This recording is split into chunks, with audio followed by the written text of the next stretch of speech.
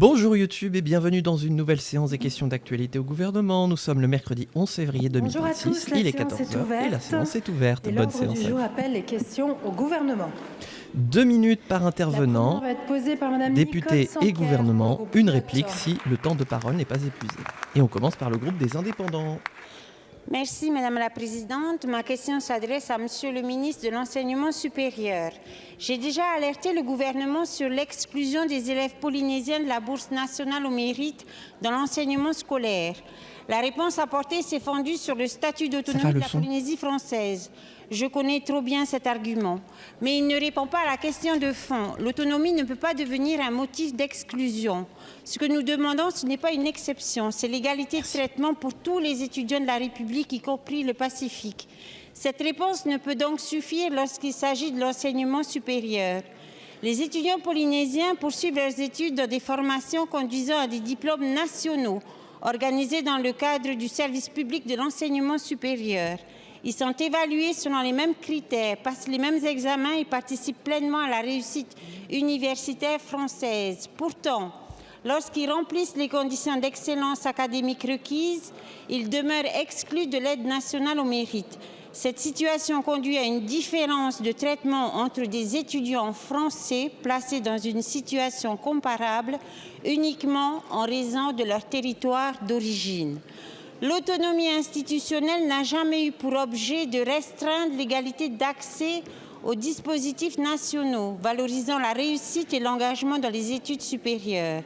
Alors ma question, Monsieur le ministre, le gouvernement entend-il ouvrir une adaptation du dispositif afin que les étudiants polynésiens puissent enfin bénéficier de l'aide nationale au mérite, ou assume-t-il le maintien durable de cette différence de traitement?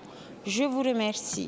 Merci beaucoup. C'est ça qui est bien avec la députée. décentralisation et l'autonomie, c'est que ça crée des inégalités, c'est génial. Supérieur et de la recherche. Merci Madame la Présidente.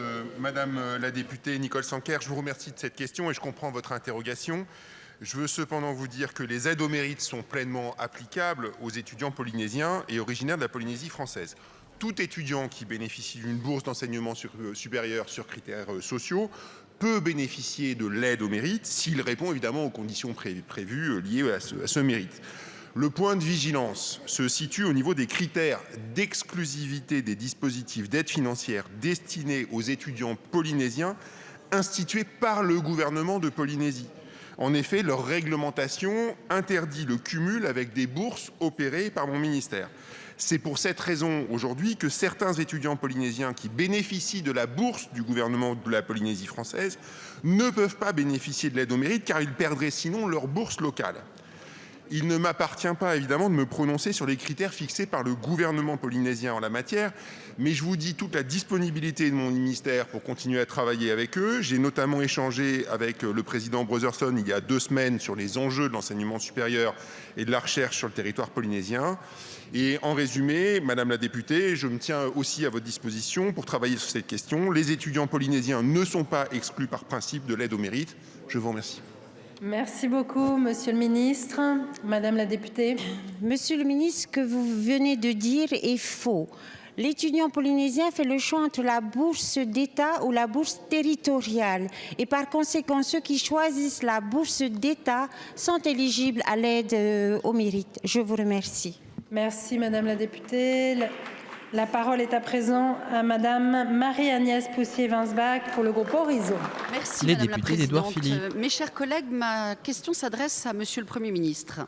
Monsieur le Premier ministre, à plusieurs reprises, j'ai interpellé le gouvernement au travers des questions orales sans débat sur la situation dramatique vécue par les victimes d'usurpation d'identité. Si je me permets d'être insistante sur le sujet, c'est au regard du calvaire que vivent les victimes. Les médias indiquent régulièrement que plus de 200 000 Français seraient concernés, citant le ministère de l'Intérieur, sans que j'aie réussi à trouver des chiffres officiels. Pour que nous comprenions tous bien, ce chiffre de 200 000 victimes correspondrait au nombre de cambriolages en France. Force est de constater que les mesures actuelles de sensibilisation et de lutte contre la fraude sont en l'état très insuffisantes. C'est un phénomène qui risque en plus, hélas, de s'aggraver avec l'essor des technologies de l'IA générative. Dans ma circonscription, un administré subit une situation affolante depuis 2019. Suite à un piratage de sa boîte mail, des escrocs ont immatriculé plus de 3000 véhicules à son nom grâce à une carte d'identité falsifiée et à la création de sociétés fictives. Bien qu'il ait prouvé systématiquement son innocence, le calvaire administratif ne cesse pas, avec la réception de dizaines de procès-verbaux et donc de contestations par jour.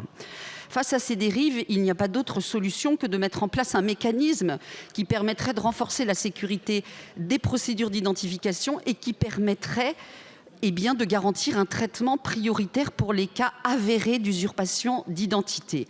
Monsieur le Premier ministre, je vous le demande aujourd'hui, combien de nos concitoyens sont victimes de ce phénomène et dans quel délai pouvons-nous espérer qu'une expertise soit faite entre les ministères de l'Intérieur, ministère de la Justice et Bercy pour que nous puissions arriver à trouver des solutions? La situation est devenue insoutenable, il est urgent d'agir.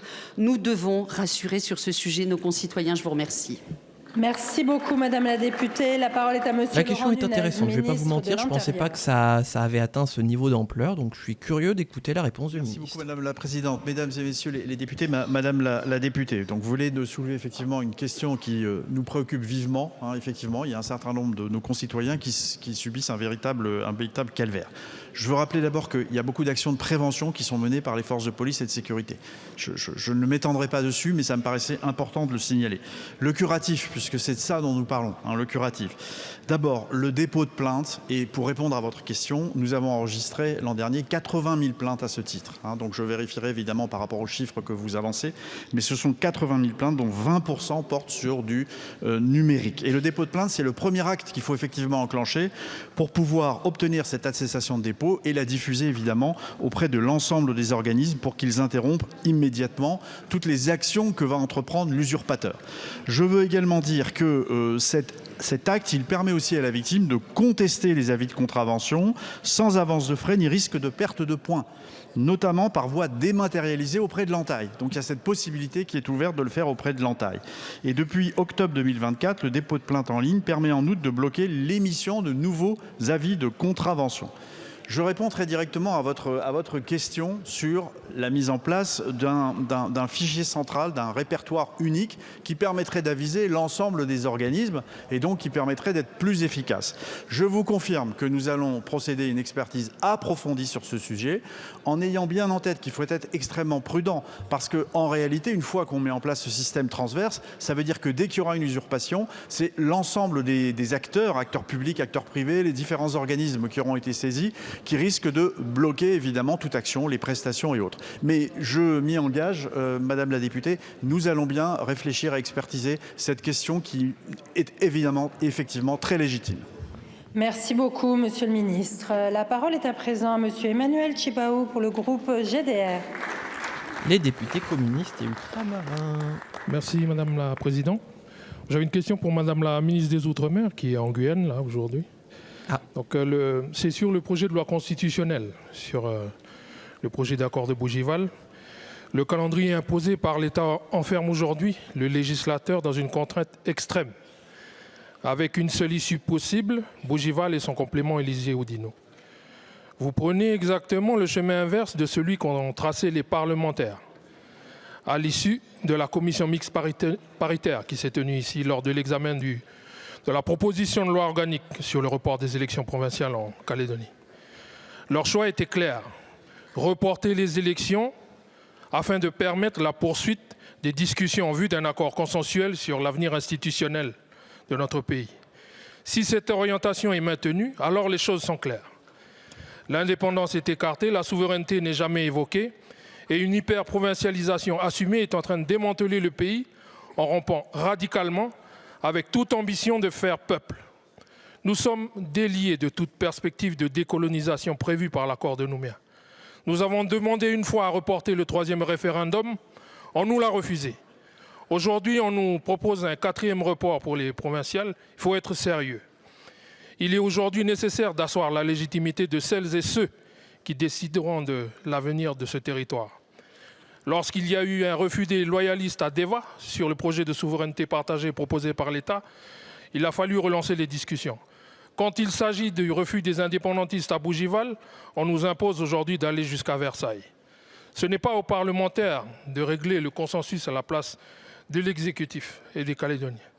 Madame la ministre, allez-vous persister dans un calendrier mortifère pour notre pays? Et allez-vous enfin prendre les responsabilités et proposer une véritable voie de sortie, capable de rétablir le dialogue entre l'ensemble des parlementaires et ne pas répéter les mêmes erreurs qui ont déclenché le cataclysme du 13 mai 2024 dans notre pays? J'ai l'impression qu'on est en train d'accélérer dans le mur par rapport à la situation de la Nouvelle-Calédonie qu'Anaki. Ministre en charge des relations avec le Parlement. Ah bah oui, non, c'est normal, Naïma Mouchou est en Guyane, oui. Merci Madame la Présidente. Mesdames, Messieurs les députés, Monsieur le député Emmanuel Tjibaou, effectivement, la ministre des Outre-mer tient à s'excuser, elle est en déplacement en Guyane, vous l'avez dit, et je suis donc chargé de vous apporter cette réponse et de vous faire part de sa volonté de faire, bien sûr, toujours avancer le dialogue. Une étape importante a été franchie le 19 janvier dernier avec la participation de 5 délégations calédoniennes sur 6 et la signature de l'accord Élysée-Oudinot. Ces discussions ont permis d'apporter des éclairages utiles à l'accord du 12 juillet 2025, notamment sur des points essentiels, la reconnaissance de l'identité kanak, l'exercice du droit à l'autodétermination et le rôle des provinces. Le risque d'une hyper-provincialisation que vous avez évoqué a été écarté. L'État y a veillé. L'unité de la Nouvelle-Calédonie ne saurait être remise en cause. Enfin, les partenaires se sont accordés sur un calendrier indicatif prévoyant l'organisation des élections provinciales avant la fin de l'année, afin de redonner la parole aux Calédoniens dans un cadre démocratique apaisé. Ces discussions témoignent d'un travail de fond qui se poursuit et qui a vocation à s'enrichir de toutes les contributions. Un protocole financier a également été conclu pour accompagner la refondation économique et sociale de la Nouvelle-Calédonie. Dès 2026, près de 1,1 milliard d'euros seront mobilisés, notamment pour la filière nickel, à laquelle je sais vous êtes attentif, Monsieur le député. Nous redisons que la démarche engagée ne relève pas d'une logique de chantage. Le gouvernement a souhaité que le pacte de refondation avance indépendamment du calendrier politique afin de répondre aux urgences économiques et sociales de la Nouvelle-Calédonie. Je vous remercie. Merci beaucoup, Monsieur le ministre. La parole est à présent à Monsieur Antoine Valentin pour le groupe UDR. Bon, la parenthèse chiante commence, accrochez-vous. Madame la Présidente, mes chers collègues, ma question s'adresse à Monsieur le Premier ministre. Monsieur le Premier ministre, j'aimerais vous questionner sur la politique de recyclage et de réemploi, non pas dans la filière industrielle ou dans les ménages des Français, mais au sein des arcanes du pouvoir macroniste. S'il y a 9 ans, le président de la République a été élu le plus jeune président de la Ve République, c'est car les Français désiraient un profond renouvellement de méthode. Ils auront à la place en même temps le pire de l'ancien monde, celui qui a conduit à la nomination de Jack Lang, et le pire de la République des copains qui vient désormais de nommer Madame de Montchalin. François Bayrou, Clément Beaune, Christophe Castaner, autant de macronistes recyclés. Le bilan est sans déchets et nos collègues écologistes ne peuvent qu'applaudir. Amélie de Montchalin est bientôt un nouveau gouverneur de la Banque de France, une méthode qui vise à cornaquer des institutions pourtant indépendantes à l'heure où nous vivons le crépuscule du mouvement macroniste. Je sais qu'en politique comme en chimie, rien ne se perd, tout se recycle. Mais ma question est simple, Monsieur le Premier ministre. Quand allons-nous renouer avec les sacro-saintes méthodes républicaines qui visaient d'abord à nommer, par liberté et par compétence, des institutions essentielles au bon fonctionnement de la République? Si le recyclage est bon pour l'environnement et la planète, je ne suis pas certain que le vôtre le soit pour la France. Merci, Monsieur le député. La parole est à Madame Maude Bréjon, porte-parole du gouvernement. Madame la Présidente, Mesdames et Messieurs les députés, Monsieur le député Valentin, autant nous acceptons évidemment sans aucun problème la confrontation d'idées, autant parler de recyclage et de déchets. Quand vous parlez de responsables politiques de quelque parti qu'ils soient, c'est absolument honteux. Je vous redirai ce que j'ai déjà dit sur le fonctionnement qui, intrinsèquement à la Cour des comptes, est un fonctionnement indépendant, est un fonctionnement collégial. Mais je vous le redis, parler de responsables politiques, de quelque parti qu'ils soient, en utilisant les mots de recyclage et de déchets, monsieur, vous devriez avoir honte. Merci, Madame. Bon, bah, ça ira pas plus loin. Monsieur le député. Madame la ministre, je constate que vous n'avez pas répondu à ma question. Je n'ai pas utilisé les termes de déchets et de recyclage. Je vous laisse donc la paternité de ce terme ou la maternité. Et pour ma part, quand je vois le zèle qui est le vôtre à répondre avec hargne à une question simple, je ne doute pas que vous, qui êtes pourtant une grande serviteuse de l'État, vous ne manquerez pas d'être prochainement récompensée par une nomination. Merci, monsieur le député. Madame la ministre. Je vous le redis, d'abord, monsieur le député, j'ai réemployé les mots que vous avez utilisés dans votre question. Nous sommes dans une assemblée qui est filmée, donc je laisserai le soin aux Françaises et aux Français qui nous écoutent de reprendre les termes. Ah ouais, je confirme, c'est filmé. N'hésitez pas à vous abonner. Et encore une fois, je vous le redis, la confrontation n'exclut pas le respect. Merci, madame la ministre. La parole est à monsieur Michel Guignot pour le Rassemblement national. Merci Madame la Présidente, Mesdames et Messieurs les ministres. Ma question s'adresse à Monsieur le ministre de l'Intérieur.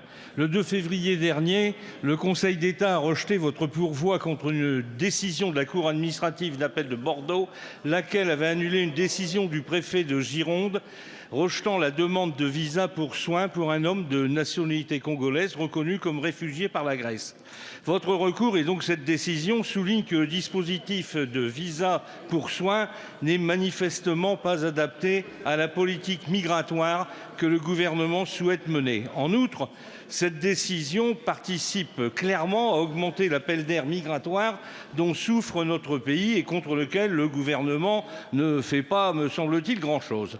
Avant cette décision, près de 30 000 personnes par an demandaient à venir se faire soigner en France avec un taux d'acceptation supérieur à 50%. Après cette décision, les préfectures vont devoir apprécier s'il est que dans les pays où la personne a acquis le statut de réfugié.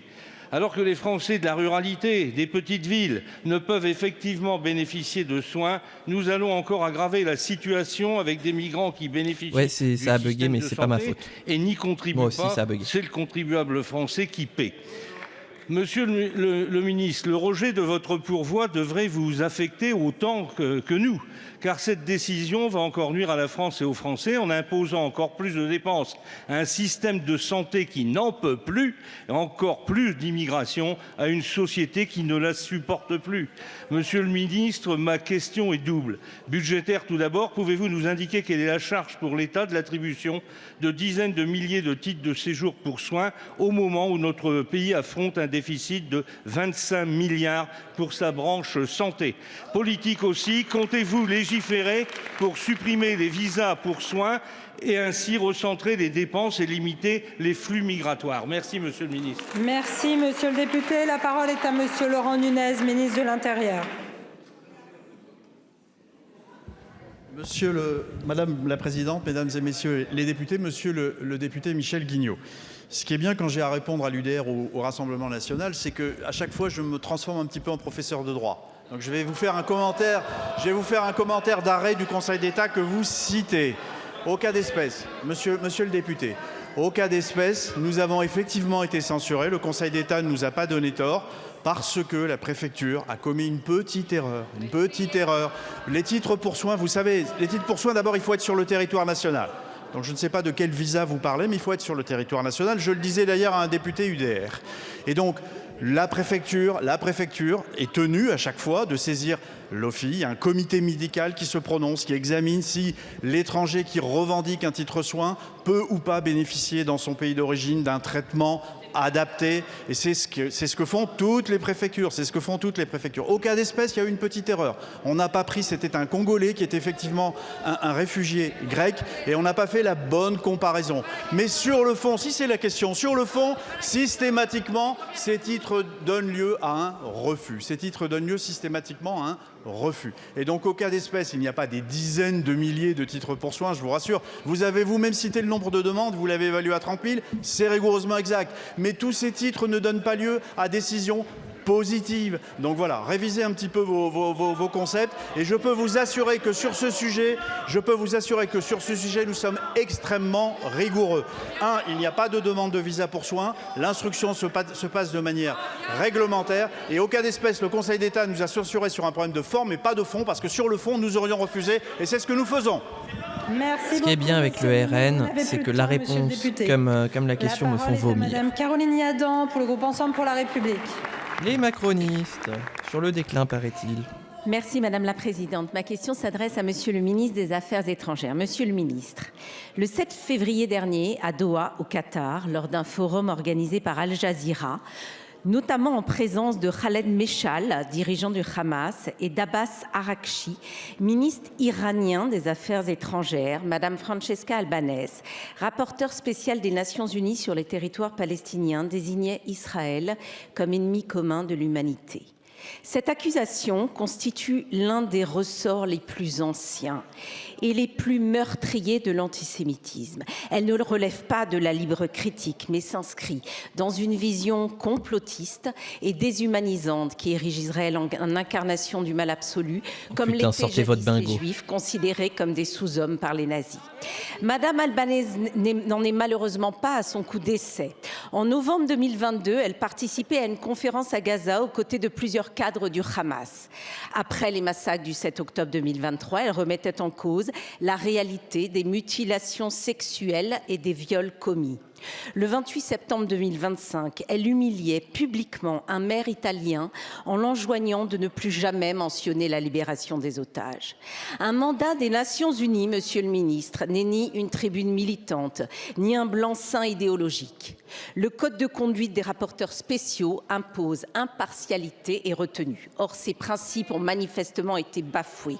Cette situation engage la responsabilité de la communauté internationale. Et oui, en face, on a un droit un État qui commet un génocide et qui donc viole le droit international. Donc, alors que la neutralité impose de qualifier les faits. Les Nations Unies, censées promouvoir la paix, est en jeu.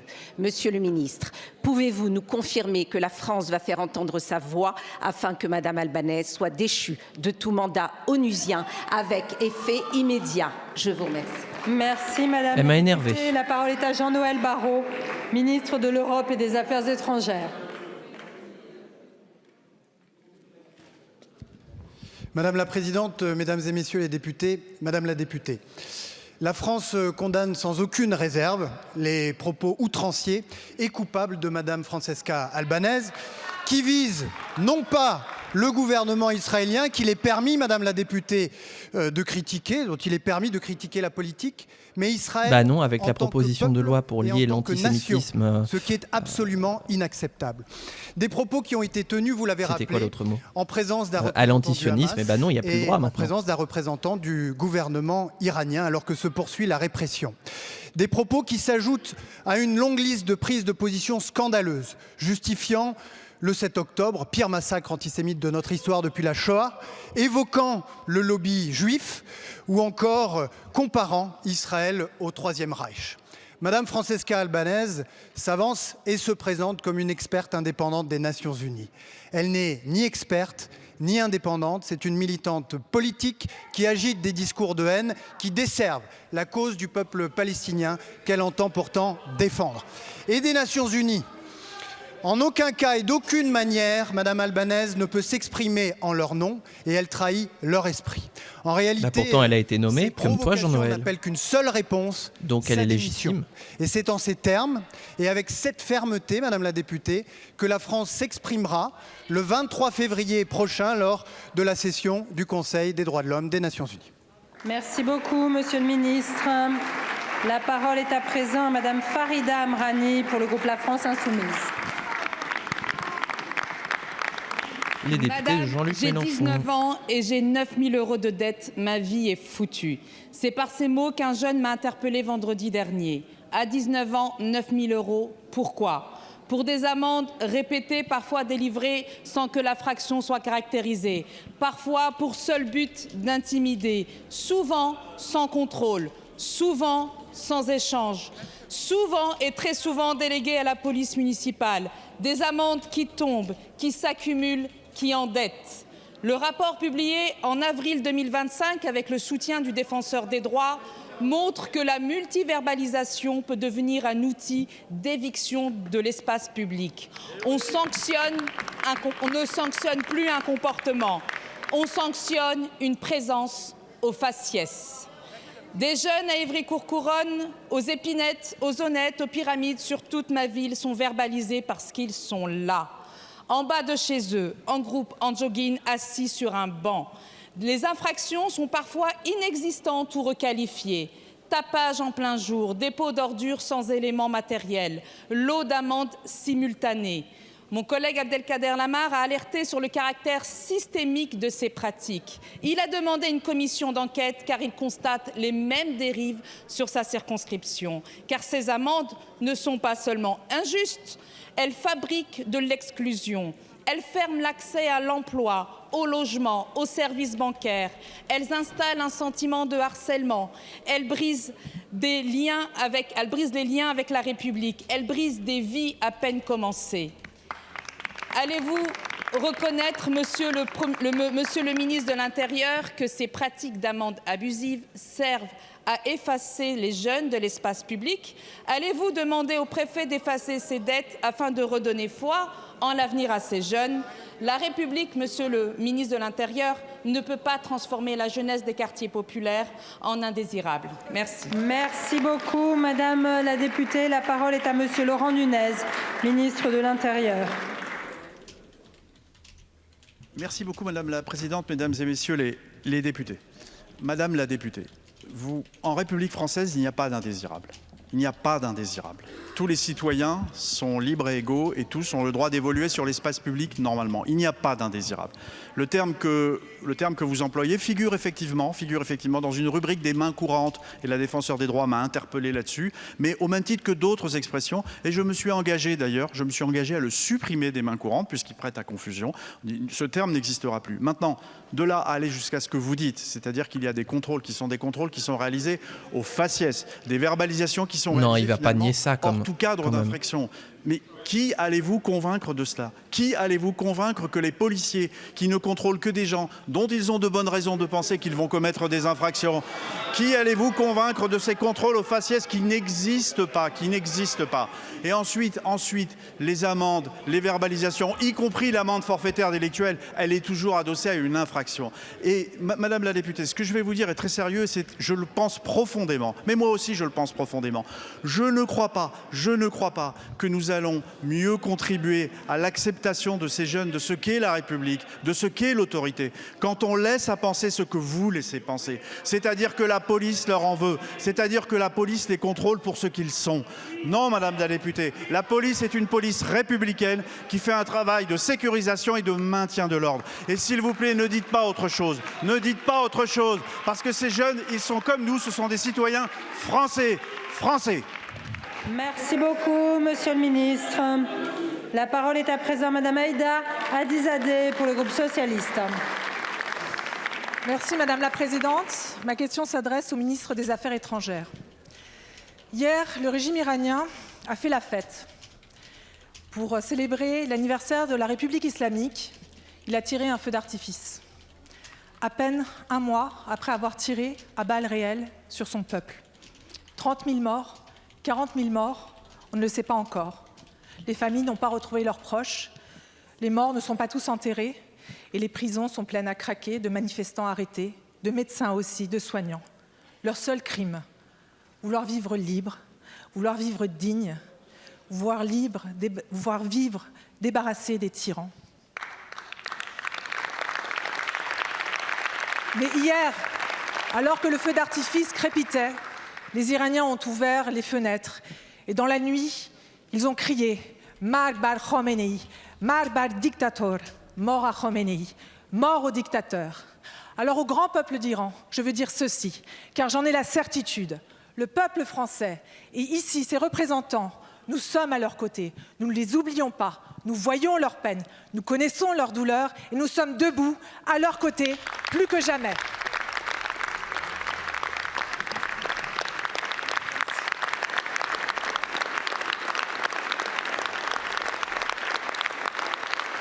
Et je voudrais remercier tous les Français qui m'ont écrit, qui m'ont demandé « Que faisons-nous ? Que faisons-nous pour le peuple d'Iran ?» Parce que voyez-vous, l'histoire ne nous jugera pas sur l'intensité des émotions que nous avons ressenties pour ce peuple. L'histoire jugera nos actes. Que faisons-nous pour le grand peuple d'Iran ? Nous avons fait inscrire les gardiens de la Révolution sur la liste des organisations terroristes. C'est un premier pas. Il ne faut pas s'arrêter là. Donald Trump est en train de s'asseoir à la table des négociations pour signer un accord avec les tyrans, leur donnant ici leur assurance vie. Que fait la France? Que fait l'Europe pour aider l'Iran à se débarrasser des tyrans et à enfin vivre libre? Merci de votre réponse. Merci beaucoup, Madame la députée. Merci pour votre engagement. La parole est à Monsieur Jean-Noël Barrot, ministre de l'Europe et des Affaires étrangères. Madame la Présidente, Mesdames et Messieurs les députés, Madame la députée, merci pour votre engagement indéfectible aux côtés du grand peuple d'Iran, qui doit effectivement entendre que la France, les Françaises et les Français se tiennent à ses côtés, saluent son courage et pleurent avec lui les morts qui, par milliers, peut-être par dizaines de milliers, marquent la répression la plus violente et la plus sanglante de l'histoire contemporaine de l'Iran. Maintenant, les éléments de langage. Nous agissons pour poursuivre 3 priorités. La première, c'est de soutenir le peuple iranien par tous les moyens que nous pouvons activer, et en particulier celui de l'accueil des opposants poursuivis par le régime qui sollicitent l'asile et le refuge en France. Et nous allons accroître nos visas humanitaires à fin d'asile pour ces profils que nous devons protéger, c'est notre responsabilité. La deuxième priorité, c'est évidemment de ne laisser aucun de ces actes de répression impunis. Vous avez rappelé que la France a soutenu l'inscription du corps des gardiens de la Révolution sur la liste des organisations terroristes de l'Union européenne, que nous avons désigné pour être ciblés par des sanctions européennes 21 responsables du régime, ministre de l'Intérieur, procureur général, responsables régionaux du corps des gardiens de la Révolution, et que nous allons poursuivre ce travail de lutte contre l'impunité après les événements graves et la répression dans le sang de la révolte pacifique du peuple iranien. Et puis, nous exigeons désormais la fin de la répression, la libération des prisonniers, la cessation des exécutions et la possibilité donnée à la mission d'établissement des faits des Nations Unies de venir enquêter sur les crimes. La troisième priorité, c'est évidemment la sécurité de nos emprises et de nos ressortissants. Et je le dis aux familles de Cécile Kohler et de Jacques Paris, je le leur dis à tous les deux, nous ne les oublions pas, nous exigeons leur libération définitive et leur retour dans notre pays. Merci beaucoup, Monsieur le Ministre. Ouais, donc pas grand-chose de neuf sous le soleil, hélas. Merci beaucoup. La parole est à présent à Monsieur Michel Barnier pour le groupe Droite républicaine. Vous vous souvenez de Michel Barnier, ancien Premier ministre? Merci Madame la Présidente, Monsieur le Premier ministre.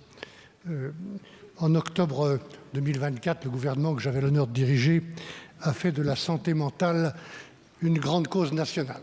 Non.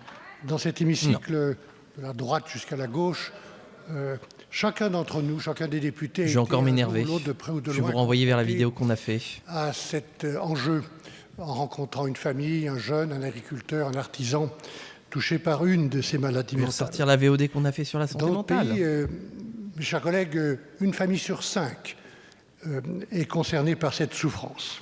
La faute à qui? En 2025, dans cette grande cause nationale, la mobilisation a été forte, 3000 événements, et l'engagement de tant et tant d'associations, de bénévoles, je pense à l'UNAFAM, de professionnels de la santé, d'élus. Oui, heureusement qu'il y a les associatifs pour dans cet ça. Hémicycle se sont eux aussi pour pallier engagés. les manquements du gouvernement. Chirin, je pense à Sébastien Saint-Pasteur, à Anne-Cécile Violent et à d'autres. Je ne veux pas non plus nommer tous les députés, ça ira plus vite. Je veux vous en remercier de prolonger cet élan en 2026 sur la base des propositions des différents ministres successifs. Prolonger l'élan, ne rien faire. Geneviève Darrieussecq, Yannick Neuder et aujourd'hui Stéphanie Ries. Et encore une fois, je vous en remercie. Mais Monsieur le Premier ministre, cette deuxième année ne peut pas être une simple reconduction symbolique. Il faut des décisions. Le comité interministériel annoncé depuis un an n'a toujours pas été réuni. Quand comptez-vous le convoquer? Le délégué interministériel à la santé mentale a quitté ses fonctions. Quand comptez-vous le remplacer? Les acteurs de terrain attendent des réponses, des postes de soignants, un travail en commun. Quelles mesures concrètes allez-vous engager cette année pour que la souffrance la stigmatisation quelquefois, la solitude des familles soient enfin soulagées. Je pense comme vous, Aucune, pourquoi ? Monsieur le Premier ministre, que cette grande cause mérite bien davantage que de la communication. Merci beaucoup, monsieur. Le Premier ministre va répondre. À monsieur le Premier ministre.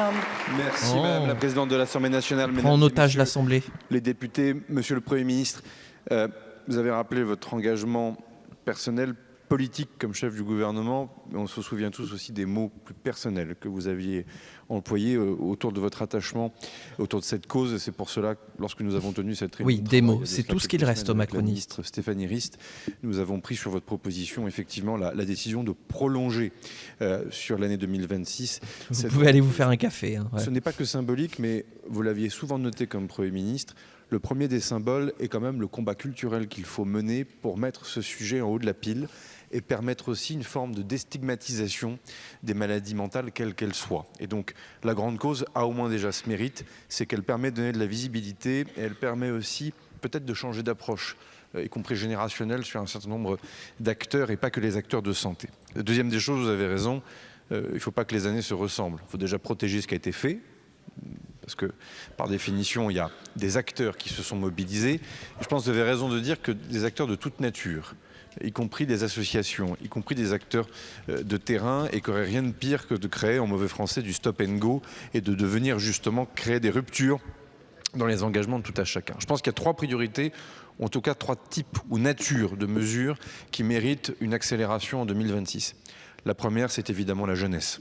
Et on le voit bien, la détection des maladies mentales dans l'univers scolaire. Je salue aussi Édouard Geffray parce que cette mobilisation, elle va évidemment au-delà du ministère de la Santé. Ce qui a été fait, notamment par les travaux ici même à l'Assemblée nationale sur les écrans. On ne peut pas ne pas faire le lien entre les maladies mentales et les protections évidemment qu'il faut apporter sur notre jeunesse, sur les différents écrans. Les questions évidemment de réactivité dans la prise en compte aussi de ces jeunes patients dans un parcours de soins adapté avant que la maladie ou les maladies ne produisent des effets plus graves et que malheureusement la dimension de soins soit encore plus difficile ou plus compliquée. Donc le premier élément de réponse, Monsieur le Premier ministre, déjà, c'est de faire vivre ce qui a été voté dans le projet de loi de financement de la sécurité sociale, parce que la priorité de ces premières semaines, ça a été d'aller plus loin, notamment sur les maisons d'accueil pour les jeunes. Ce sont des outils qui fonctionnent et sur lesquels, vous le savez, beaucoup de moyens nouveaux vont être mis sur la table en 2026 par le vote du PLFSS. La deuxième des choses, et vous l'aviez largement décrit et noté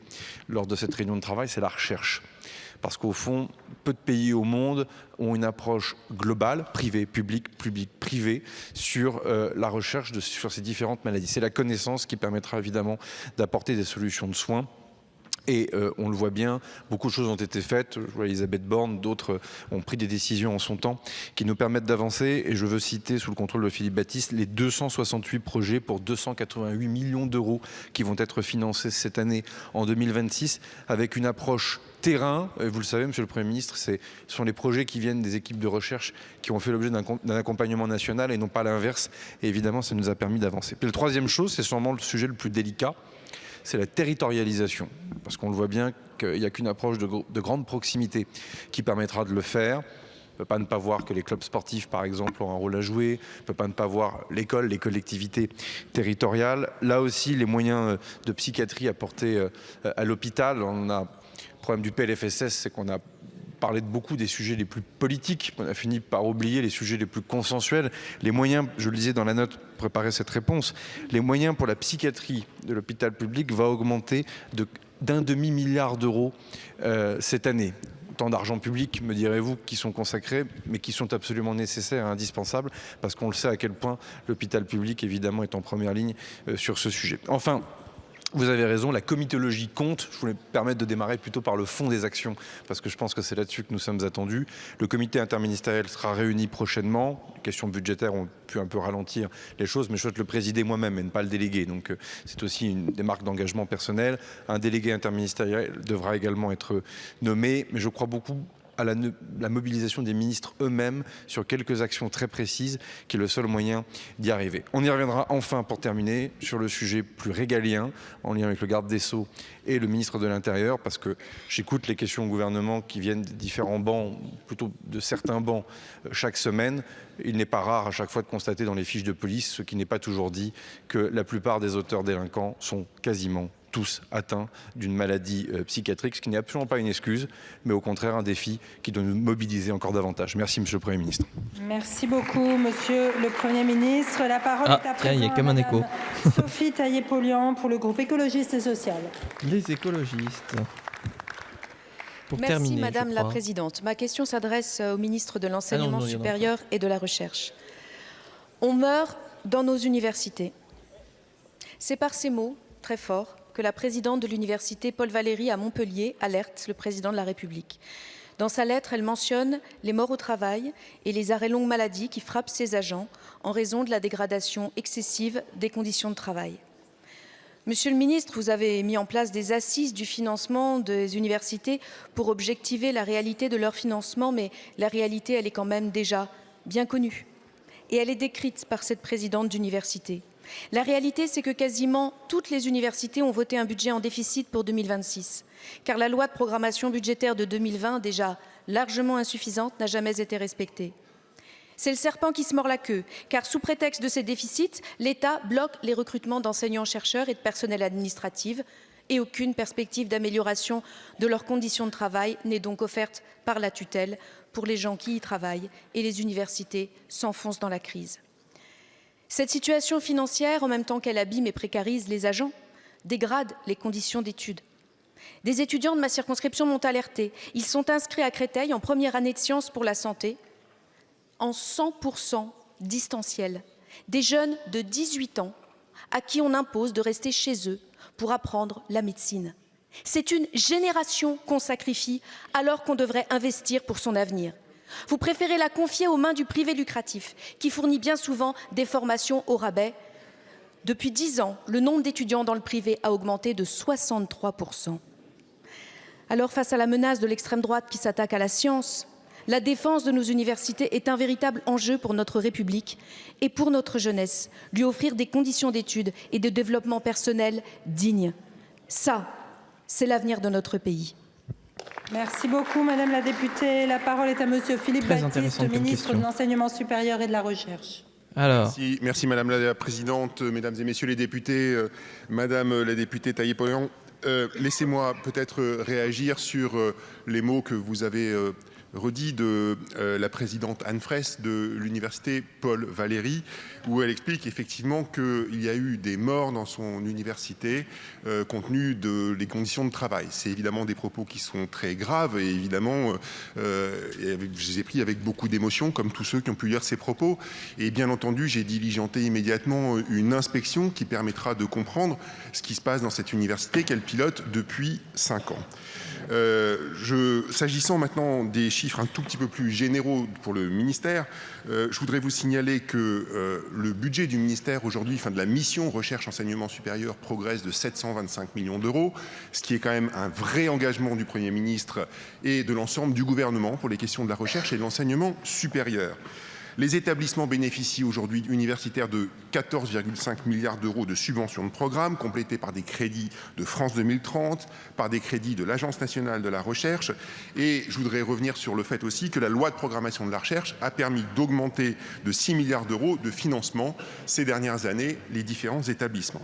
Est-ce que pour autant notre modèle de financement aujourd'hui est satisfaisant? Est-ce qu'il y a des dysfonctionnements aujourd'hui? La réponse est oui, bien entendu, et nous devons en discuter. Et c'est bien le sens des assises que nous avons lancées conjointement avec Amélie de Montchalin, pour faire un état des lieux de la situation budgétaire des différents établissements, pour comprendre aussi quelles sont les contraintes de gestion et pour ancrer ou réancrer un dialogue fructueux entre les établissements et l'État, en associant évidemment systématiquement aussi l'ensemble des collectivités territoriales qui le souhaitent. Ce sera là le travail des prochains mois et bien entendu, je me tiendrai à votre disposition pour vous informer des progrès de ces assises. Je vous remercie, Madame la députée. C'est bien, donc tout va bien dans l'enseignement supérieur. La parole est à présent à Monsieur Didier Padet pour le groupe démocrate. Madame la Présidente, les députés de François Bayrou. La question à laquelle j'associe mes collègues savoyards Émilie Bonivard et Vincent Rolland s'adresse à Monsieur le ministre des Transports. Monsieur le ministre, vous avez récemment réaffirmé votre soutien au Lyon-Turin et l'importance des accès nouveaux de part et d'autre du tunnel. Ce projet stratégique doit permettre un report modal massif jusqu'à 50% des camions en moins sur nos routes. Sans ces accès, le projet est fortement menacé. Les lignes historiques ne peuvent pas suffire. La ligne Dijon-Modane, souvent présentée comme une solution temporaire, ne pourra pas dépasser 7 à 8 millions de tonnes par an, contre 28 millions de tonnes espérées avec le tunnel et les nouveaux accès. C'est un constat partagé par tous les acteurs français comme italiens. Saturer cette ligne pénaliserait les trains du quotidien, déjà en tension, et aggraverait les nuisances pour les riverains. Ensuite, se ferait exploser les coûts et les risques sociaux. Pour faire cohabiter fret et trains locaux, il faudrait investir 250 millions d'euros rien que pour une troisième voie entre Aix-les-Bains et Vauclans, sans garantie de résultat. Pire, les populations locales déjà mobilisées rejetteraient un projet qui multiplierait par 2 le nombre de trains, dont les trains de fret la nuit en pleine zone urbaine, près du lac du Bourget, classé réserve de biosphère par l'UNESCO. L'Europe a classé Lyon-Turin comme une priorité absolue, avec un acte d'exécution déjà approuvé. Ce projet, seul segment est-ouest du corridor méditerranéen qui permet les interconnexions avec toute l'Europe, bénéficie désormais d'un groupe de travail tripartite, CIG, Banque européenne d'investissement, CINEA, pour accélérer les études et les financements. Ne pas tenir nos engagements affaiblirait notre crédibilité et priverait le projet de 50% de subventions européennes. Pour la Savoie et ses habitants, c'est aussi une question de confiance. Après 30 ans de promesses, les territoires attendent des actes.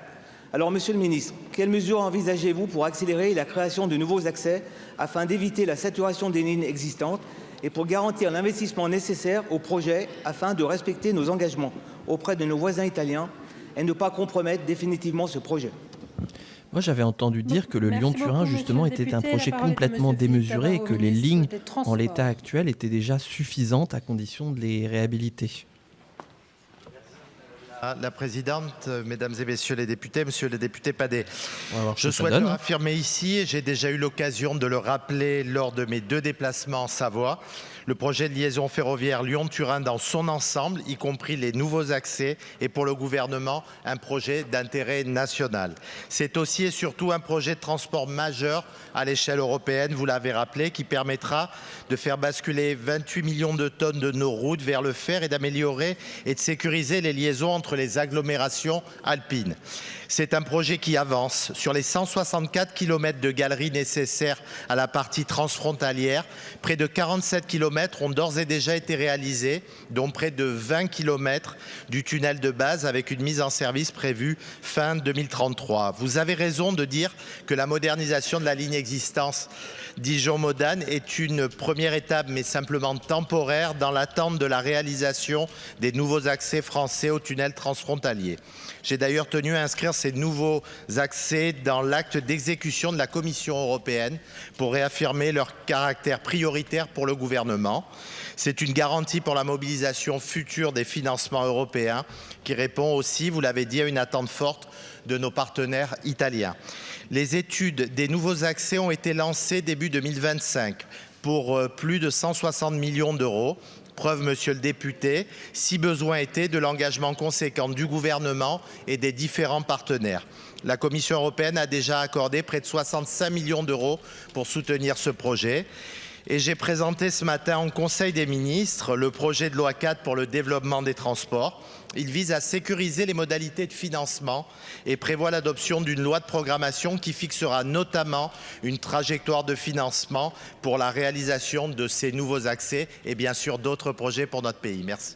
Merci beaucoup, Monsieur le Ministre. La séance des questions au gouvernement est terminée. La séance est suspendue. Elle reprendra à 15h.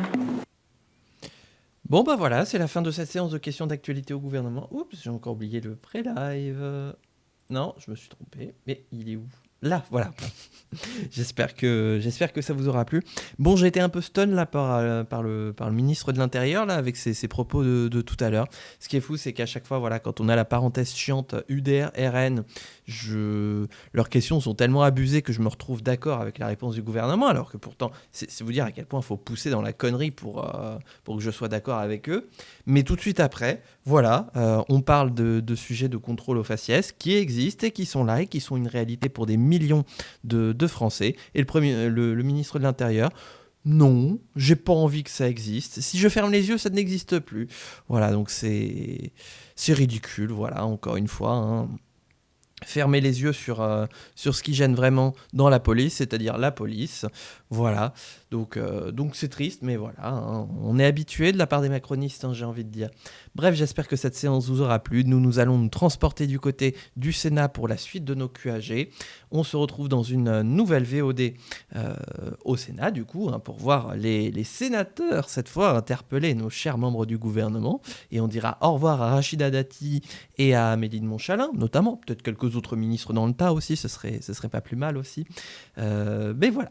D'ici là, YouTube, si ce contenu vous a plu, n'hésitez pas à commenter, à mettre un pouce bleu et à vous abonner si ce n'est pas déjà fait. Et je vous retrouve bientôt pour de prochaines aventures. D'ici là, portez-vous bien, amusez-vous bien et ciao tout le monde.